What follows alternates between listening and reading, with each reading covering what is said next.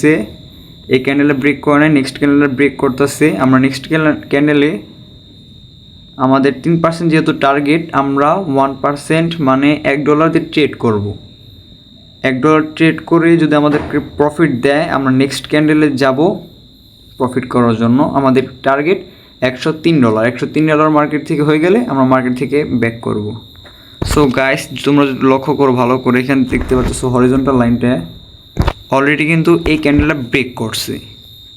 আশা করা যায় আমরা কি নেক্সট ক্যান্ডেল কি পাবো না তাও শিওর নেই।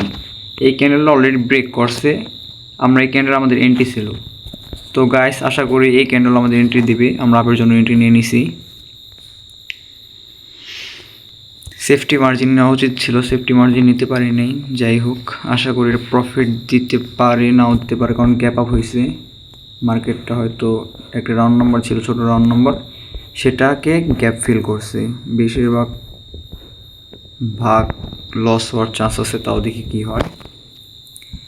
আর কি আমাদের গাইস মেন টার্গেট $103 অ্যান্ড আমাদের স্টপ লস হবে $97 আসলে। আমাদের স্টপ লস হিট হলে আমরা মার্কেট থেকে বের হয়ে যাব।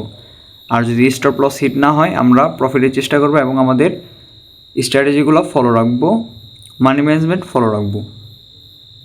জানি বিগত আমাদের ট্রেডিং জার্নি করার সময় লাইফ ব্যালেন্স দিয়ে জানি কোনো প্রবলেমে না পড়তে হয়। তো গাইস, আশা করি ট্রেডটা প্রফিট হবে।